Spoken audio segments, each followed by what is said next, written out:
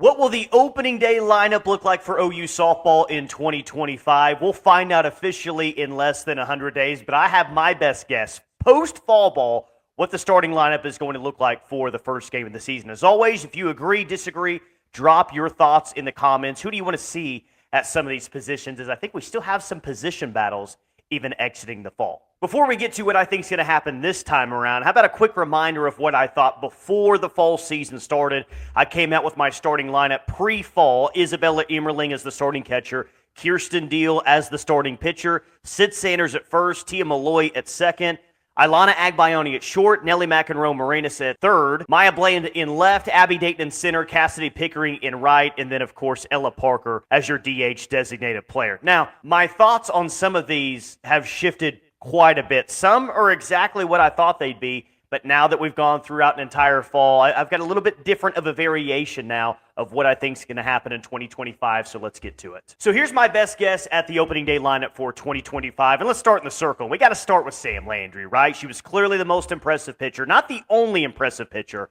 but the most impressive pitcher, not OU opponents, whatever. Didn't matter who she faced. Sam Landry was always in control, consistently in control. Got some starts this fall, looked great through a lot of innings. There wasn't one time where you really questioned what Sam Landry has as a pitcher. Her talent was on full display. She was best out of all the arms. It looked very, very good throughout the fall. She looked like your best. I think that she is your best. Maybe it doesn't end this way, but I certainly think it starts this way as Sam Landry being the starting pitcher for Oklahoma, the ace pitcher, I should say, to start for Oklahoma for the start of the 2025 season. And I'm expecting very, very big things from Sam Landry. Could she be All-SEC? Could she be All-American? She has the tools to be a fantastic player that helps lead this team to a national championship. At catcher, I have Isabella Emerling, the North Carolina transfer. Had her projected as the starter before the fall, and as I watched her throughout the fall, just became more and more impressed with her, especially offensively when we look at the second half of the fall season. A lot of home runs there, a lot of power, lots of like there from her as a hitter. But again, I didn't think that she was going to leave North Carolina with the resume that she had just to come be a backup at Oklahoma. Nothing was promised to Isabella Emerling. She had to earn it, but I think that she earned it. I think she earned that starting job throughout the fall. Offensively, defensively, just everything. And your catcher normally is one of your bigger leaders on this team, so I'm interested to see if she develops and comes into one of the bigger leaders that this softball team has, like you've had with Kinsey Hansen for the previous 4 to 5 years. But a lot to like with Isabella Emerling. I think that she's your starting catcher. I don't really doubt that one too much. And I'm just excited to see what she brings offensively, because when you really looked at the power, like I said, second half of the fall, there's a lot to like from your starting catcher entering the 2025 season. Isabella Emerling is your starting catcher. At first base, another one that I had pre-fall, I got someone that's been a hero the last 2 World Series in the championship series. I got Sid Sanders there. Now, Sid Sanders did some really, really good things at the plate. I know a lot of you maybe don't want her to strike out as much, maybe more consistent at the plate, but her high-level play is about as good as you're going to find. An incredible amount of power if everything comes together for Sid Sanders. And I think that this can be a year where everything comes together for Sid Sanders. You're going to see some ridiculous numbers, some really, really high-power numbers from her wherever she hits. There was a game this year where she hit 9th in the order. Kind of curious to see where she starts the season in terms of the batting order, because I think when she's on, she's absolutely a hitter that you want at the top or the middle of your order.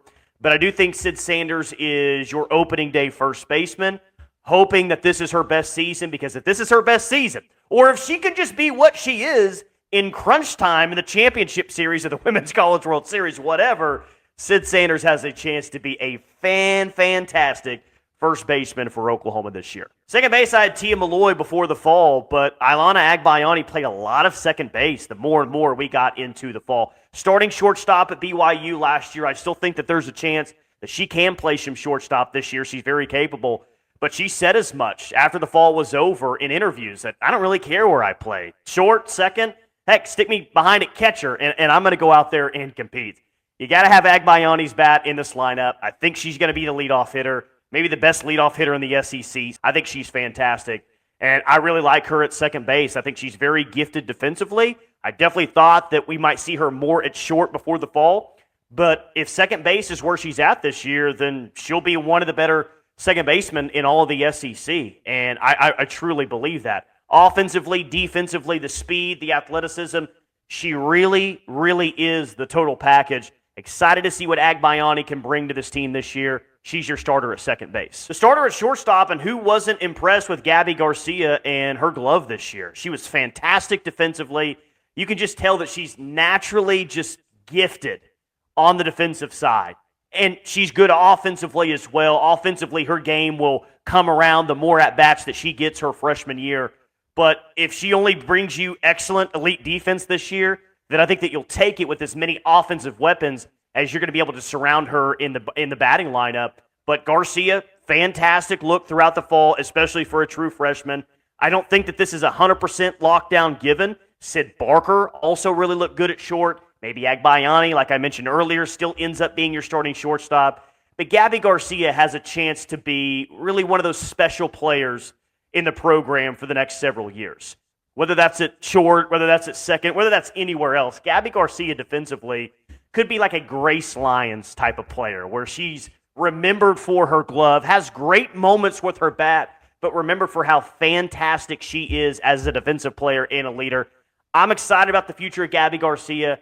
I do think she starts in her freshman season, day one, and I think it's at shortstop. At third base, Nelly McEnroe Moranis. How about it? Had this one before the fall. Ain't changing this one. Are you kidding me? Nelly, fantastic defensively, fantastic offensively, fantastic at the plate. I was so excited to see Nelly this fall, and I was just hoping all those natural abilities that maybe we missed out on last year, that she's healthy, she comes back, and she shows the best version of herself. I don't know if that was the best version of herself, but it's a very good version of herself throughout the fall. The natural power that she has, just the natural hitter that she is.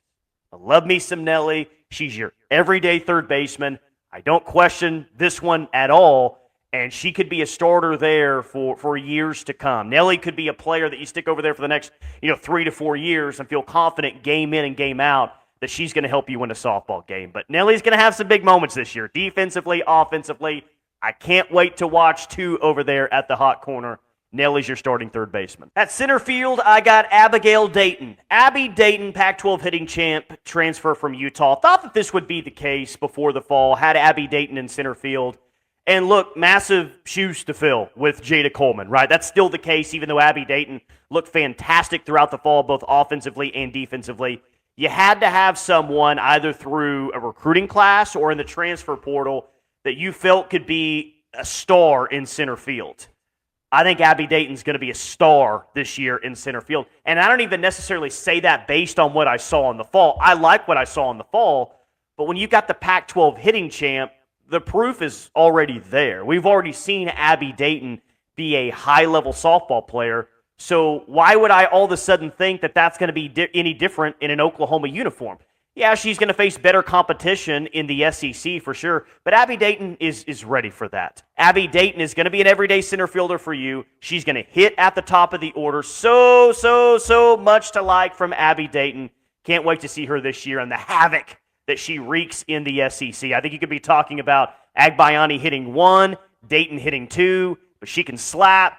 She can hit the ball in the gap. She can do anything to get on base. Be excited about Abby Dayton. She's your starting center fielder. In left field, yes, she played right field last year, but Cassidy Pickering will be in this order. Cassidy Pickering will be in the middle of this order. Cassidy Pickering will be one of the best hitters on your team and one of the best hitters in the SEC. I think this year she's going to play left field. The last time Patty Gasso made a lineup card, Cassidy Pickering was in left field. That's not exactly the way that it has to go down, but it does feel like Pickering is going to start in the outfield again this year, and she's going to be your left fielder. Good defensively. Good defensive player, Cassidy Pickering, but she's truly elite at the plate. I named her my offensive player of the fall because 7 home runs throughout the fall. She just hit some towering bombs, just so good. You can always count on her. It's like every time you go to the ballpark, Cassidy Pickering's going to get 2, maybe even 3 hits today, and she's probably going to add a home run in there as well. As consistent gets already, and she's just a true sophomore. She's only played 1 season.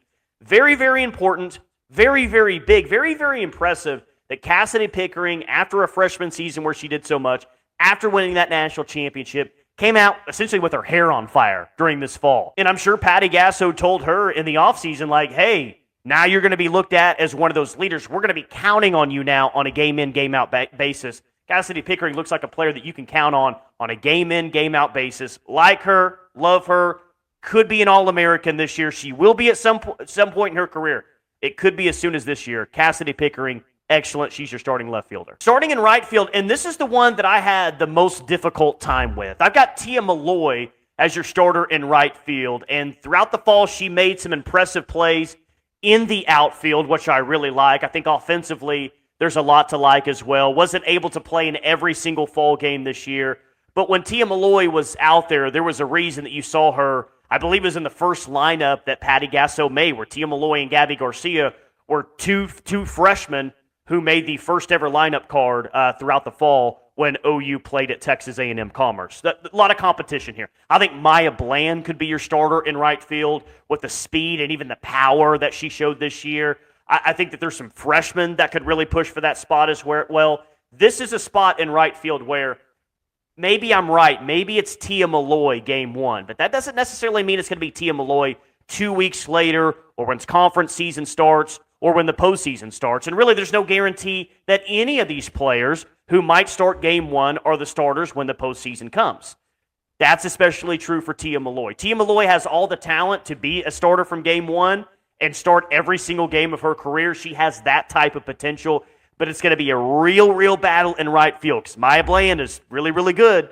Sid Barker showed you some things. Maybe she can play right field this year. I know she mainly plays shortstop. Maybe you can stick her in the outfield as well. The point is, you got a lot of players vying for that right field spot. It's going to come down to who plays right field the best defensively, sure, but really who is the best force at the plate is going to be kind of heavily involved in that as well. But today, post-fall, I'll go with Tia Malloy as your starter in right field. Last but certainly not least, Ella Parker as your DH. Maybe we see her at first a little bit. She did get to pitch a couple of times throughout the fall, though I wouldn't consider Ella Parker to be, a big factor in terms of one of the main arms going into this year.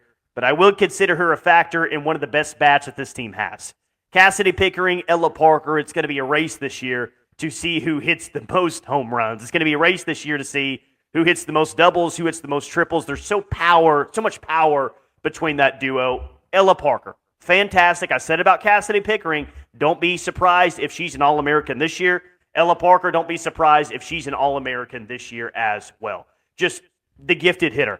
And as we found out last year, great on the base paths as well. Led the team in stolen bases. One of the most impressive freshman seasons at Oklahoma that I can remember from an offensive position player.